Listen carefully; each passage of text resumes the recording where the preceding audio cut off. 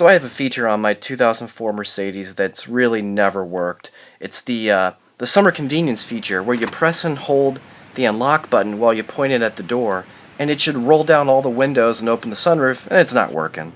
So I'm going to show you how to fix this by pulling back the gasket closest to the door handle and using a 20 torque screwdriver to unscrew the door lock cylinder. The screw cannot be pulled out. It stays in there. It's made to stay in there. And you just have to jiggle out this door cylinder. It takes like less than a minute.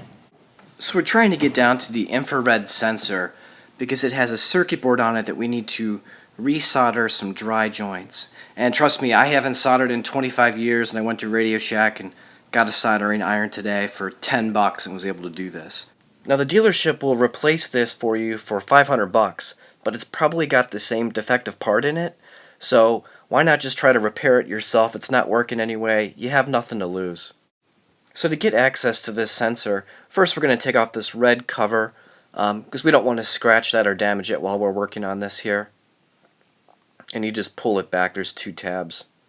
So that's out of the way, giving us access to the sensor. And there's a little metal hook at the top that's holding it in really well. And there's also one on the side right there. So you cannot wiggle out this infrared sensor. You got to do something.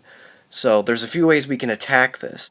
Some guys have been drilling out this pin here, and there's also a pin on the other side, but that's factory sealed.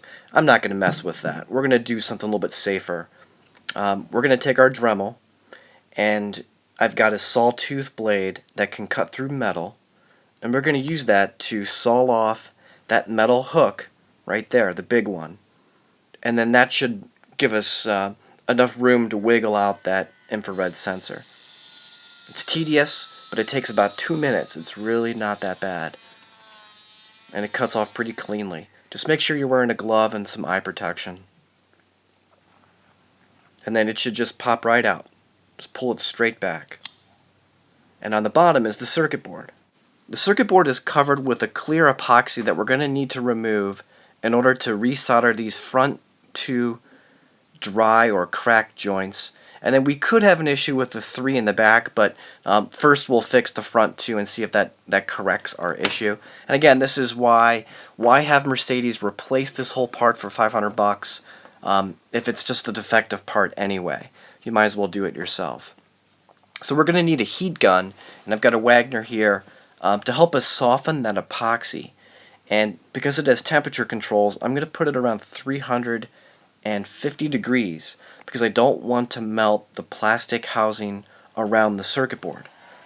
And we're just going to soften up this epoxy just enough that we can use the X-Acto knife and kind of scrape it out of there.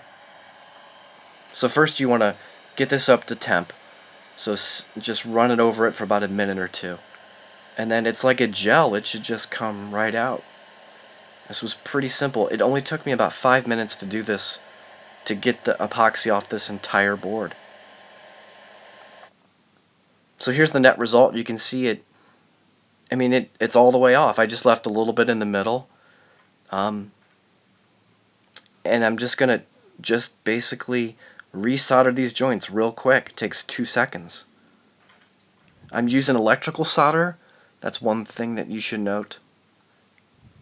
And I've got a 30-watt soldering iron, so a very basic one. And then we're going to check it before we put this all back together.